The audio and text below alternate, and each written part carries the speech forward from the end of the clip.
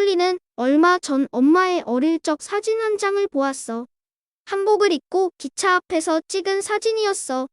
엄마에게 무슨 사진이냐고 여쭤봤더니 추석을 맞아 시골 할머니, 할아버지 댁에 가는 길에 찍은 사진이래.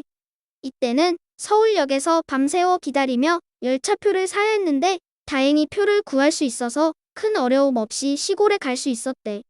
이때를 제외하곤 대부분 차를 타고 10시간 넘게 고속도로 정체를 견디며 시골에 가야 했다나? 이렇게 고생을 하며 추석을 보냈다니. 우리 민족은 언제부터 추석을 샜던 걸까?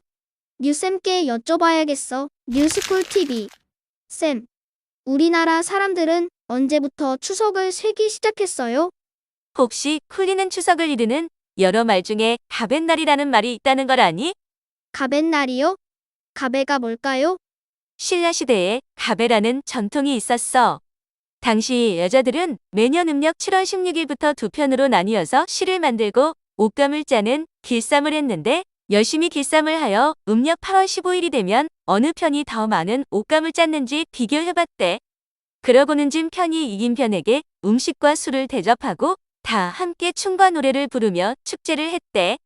이걸 가베라고 불렀는데 시간이 흘러 음력 8월 15일에 가베가 추석이라는 명절로 자리 잡게 된 거야. 와, 신라시대라면 정말 오래 전이네요. 그렇지? 특히 추석은 농경사회에서 더욱 중요한 명절로 자리 잡았어. 과거 농경사회에서는 농사와 관련된 세시 풍속이 많았어. 음력 8월 15일 즈음은 햇 곡식과 햇 과일을 수확하는 시기였지.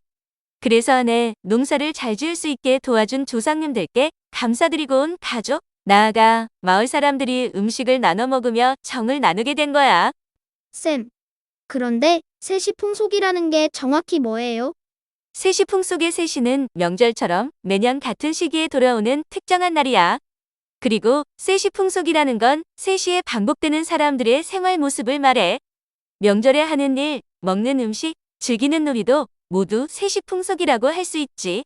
오랜 기간 사람들에게 이어져 내려온 생활 습관을 풍습이라고 하는데 세시풍속은 풍습의 일종이라고 할 수 있어. 이 표를 한번 볼까?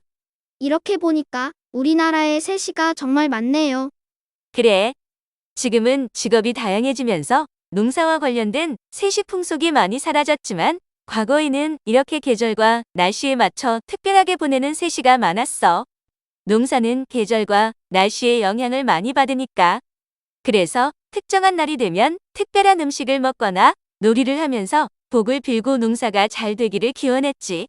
제 친구들 중엔 추석 때마다 가족들과 함께 여행을 가는 친구들이 많은데요. 이렇게 여행을 가는 사람이 많아도 추석에 먹는 음식이나 하는 놀이를 세시풍속이라고 할 수 있는 거예요. 세시 풍속은 시간이 흐르면서 계속 변해. 쿨리 말대로 옛날과 오늘날 추석을 즐기는 모습을 비교해보면 세시 풍속이 많이 달라졌다는 걸 알 수 있어. 송편을 예로 들어볼까? 과거에는 양반집에서 빚은 송편을 머슴들에게 나눠줬는데 꼭 나이대로 나눠줬대. 그래서 송편을 나이떡이라고도 불렀는데 지금은 이런 풍속이 없지. 양반과 머슴 자체가 사라졌으니까. 그리고 송편을 직접 빚지 않고 사 먹는 사람들이 많아졌잖아. 그럼 지금은 온 가족이 반달 모양의 송편을 빚는 세시풍속은 사라져가고 있지만 송편을 먹는 세시풍속은 그대로 이어지고 있다고 할 수 있겠지? 추석에 즐겼다는 강강술래는 이제 책에서만 볼 수 있는 놀이가 됐잖아요. 그래. 추석에 마을마다 열렸다는 씨름대회나 소먹이놀이, 농악대도 이제는 텔레비전이나 책에서만 볼 수 있게 됐지. 그리고 옛날 어린이들은 투, 팽이치기, 자치기, 땅따먹기, 제기차기, 기사치기 같은 놀이를 하며 집 밖에서 많은 아이들과 어울렸는데 지금은 이런 풍속이 거의 사라졌잖아. 왜 이렇게 세시풍속이 달라진 걸까요? 과학기술이 발달하고 생활 모습이 많이 변했기 때문이겠지. 도시화로 마을 사람들끼리 교류하는 공동체 문화가 약해졌고 저출산과 핵가족화로 과거와 같은 대가족을 보기 힘들어졌어. 또 디지털화, 나아가 인공지능, 인터넷 등의 지능정보 기술이 발달하며 사회가 발전하는 지능정보화 시대가 되면서 우리의 생활 모습이 크게 바뀌었잖아.